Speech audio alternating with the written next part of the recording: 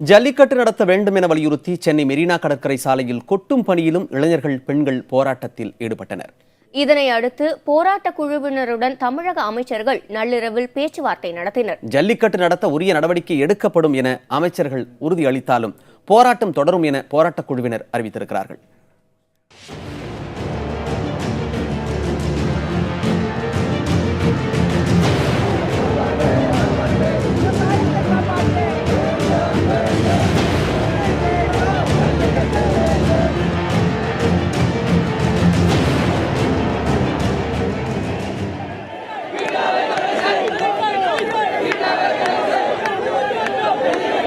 ஜல்லிக்கட்டு நடத்த மத்திய மாநில அரசுகள் உறுதியான நடவடிக்கை எடுக்க வேண்டும், பீட்டா அமைப்பை தடை செய்ய வேண்டும் என வலியுறுத்தி சென்னை மெரினா கடற்கரையில் நேற்று காலையில் இருந்து இளைஞர்கள், மாணவர்கள், பெண்கள் என அணி அணியாக திரண்டனர்.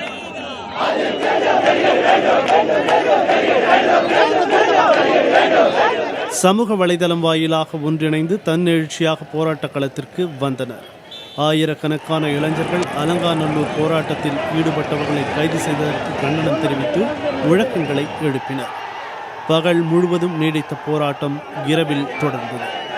இரவில் சிறிது நேரம் மின்சாரம் துண்டிக்கப்பட்ட போது இளைஞர்கள் அனைவரும் செல்போன் பிளாஷ் லைட்டுகளை எரியவிட்டு ஒற்றுமையை காட்டினர்.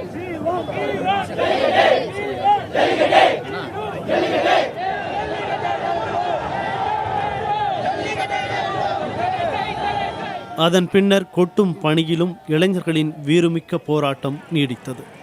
இதன் எதிரொலியாக பட்டினப்பாக்கத்தில் நள்ளிரவு 1 மணி அளவில் அமைச்சர்கள் ஜெயக்குமார், பாண்டியராஜன் ஆகியோர் போராட்டம் நடத்தி வருபவர்களில் 10 பேருடன் பேச்சுவார்த்தை நடத்தினர்.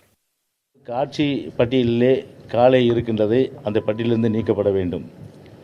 இரண்டாவதாக அவசர சட்டம் கொண்டு வர வேண்டும் என்ற கருத்தை சொன்னார்கள். அதற்கும் நடவடிக்கை நிச்சயமாக அம்மாவுடைய அரசு எடுக்கும் என்பதை தெரிவித்திருக்கின்றோம். அது மட்டும் இல்லாமல் நம்முடைய பாராளுமன்ற உறுப்பினர்களை கொண்டு 50 உறுப்பினர்கள் இருக்கின்றார்கள்.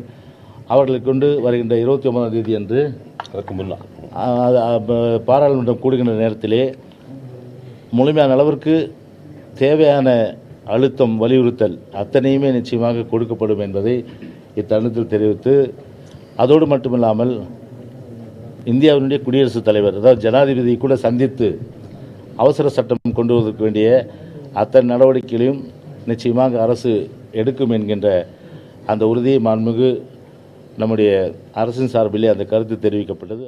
அரசாங்க ரீதியாக சீஃப் மினிஸ்டர் இன்னும் ஒரு அறிக்கை தருவேன் சொல்லியிருக்கிறாங்க. வெகு விரைவில் அந்த அறிக்கை வந்துவிடும்.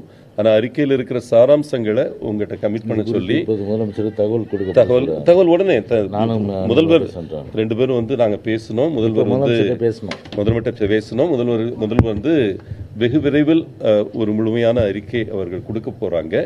ஆனால் அதில் இருக்கிற கண்டென்ட் இதுதான். கண்டென்ட் என்னன்னா, ஒன்று, ஜல்லிக்கட்டு இங்கே வருவதற்கு தமிழக அரசாங்கம் எல்லா வலிமைகளையும் பிரயோகிக்கும்.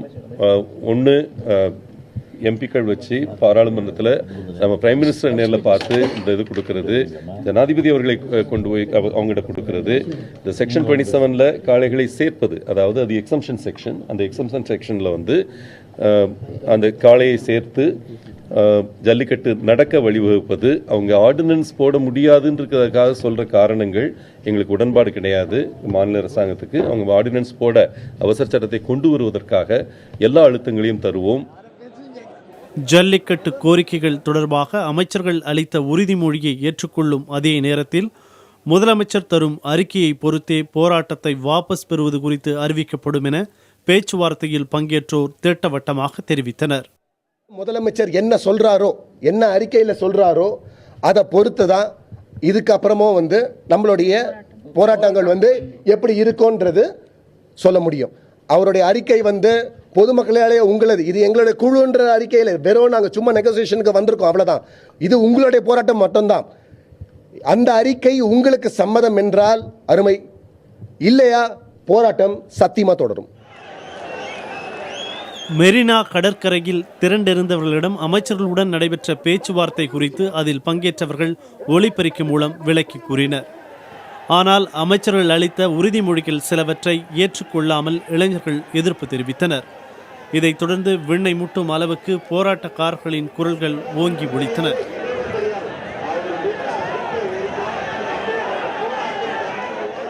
முதல் விஷயம், ஒரு 10 பேர் கொண்ட குழு மட்டும் பேசுறாங்களே, அவங்க பேசுறது வந்து நம்மளுடைய மொத்த கருத்தா அப்படின்றது கிடையாது. அதனால பேசுங்க. எதுக்கு பண்றோம்னா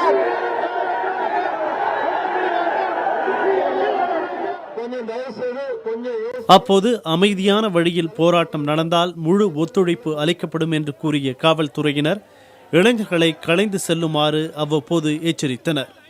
புதிய தலைமுறைக்காக செய்தியாளர் குழு.